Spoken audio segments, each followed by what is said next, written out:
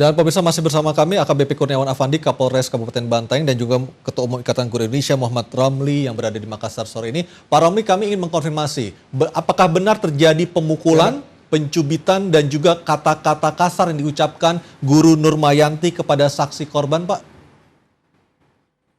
Jadi ini sebenarnya kenapa upaya damai sulit terjadi?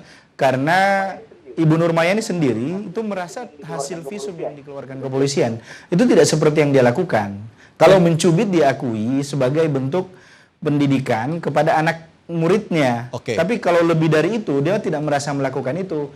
Itulah kemudian yang membuat perdamaian yang terus-menerus diupayakan itu memang tidak terjadi dan baru kemarin kemudian perdamaian itu bisa terjadi. Artinya saya ingin mengklarifikasi lagi, menurut Ibu Nurmayanti hanya terjadi pencubitan, tidak ada pemukulan, tidak ada kata-kata kasar. Menurut beliau seperti itu, hanya terjadi pencubitan saja, tidak lebih dari itu. Karena memang ada 2 orang anak yang menjadi korban ceritanya. Baik, Pak Kapolres, tanggapan Bapak, Pak? Ya, terima kasih Mas Aryo. Jadi, pertama saya mau mengklarifikasi terkait dengan dikeluarkannya FER gitu ya. Jadi kami tidak punya kewenangan untuk mengeluarkan FER, akan tetapi kami hanya meminta FER kepada saksi ahli kan itu. Jadi beliau ini di bawah sumpah dan sebagainya. Kemudian kami juga tidak menggunakan asumsi dan sebagainya, akan tetapi yang kita jadikan dasar adalah fakta. Jadi fakta ini yang kita dapat dari proses penyidikan, itu ada beberapa saksi yang memberikan keterangan itu sesuai antara saksi pertama, kedua, ketiga dengan hasil FER yang dikeluarkan oleh saksi ahli. Demikian, Mas. Baik, apakah FER atau visum et repertum itu dikeluarkan oleh pihak rumah sakit atau dari siapa, Pak Kapolres? Ya, jadi dari dokter ahli. Dokter ahli kita mintakan. Dari rumah sakit mana, Pak? Ya. Dari rumah sakit mana? Ya, dari dokter ahli, dari rumah sakit, dari puskesmas kasih-kasih. Iya. Baik, kami juga ingin mengkonfirmasi Pak, apakah benar Ibu Nurmayanti saat ini sudah menjalani tahanan rumah, sudah tidak lagi ditahan di lapas kelas 2A di Bantaeng, Pak ya?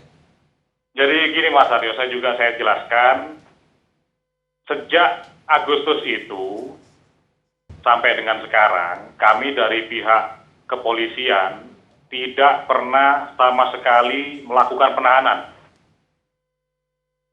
Ya, jadi Agustus begitu kita menerima laporan polisi, kita tidak langsung serta-merta melakukan proses penegakan hukum. Akan tapi kita mencoba untuk menggunakan jalur yang lebih humanis, yaitu melakukan mediasi.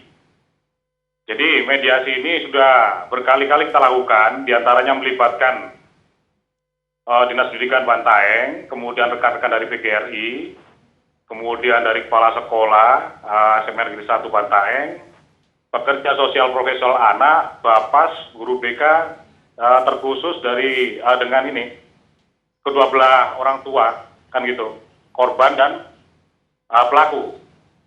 Jadi lama sekali proses ini Mas Aryo kita laksanakan, makanya kita ini kan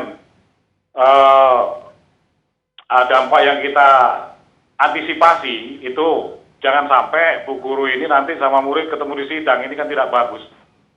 Jadi kami berupaya untuk kalau bisa mediasi ini kita laksanakan biar berapa kali, akan tapi tetap gagal. Baik, sidang pertama akan dijadwalkan tanggal berapa Pak Kapolres? Jadi sidang itu bukan kapasitas saya untuk menjawab, karena tugas kami hanya mengawal sampai tahap P21, tahap sampai pertama BAP ya Pak? Tahap kedua, ya. Jadi yang itu kami tidak mempunyai kewenangan untuk menjawabnya. Baik, terima kasih Pak Kapolres Bantaeng AKBP Kurniawan Afandi dan juga Ketua Umum Ikatan Guru Indonesia Muhammad Ramli yang sore ini berada di Makassar, Sulawesi Selatan. Terima kasih Bapak-Bapak telah bergabung bersama kami di iNews. Ya, terima kasih Mas Aryo. Selamat sore.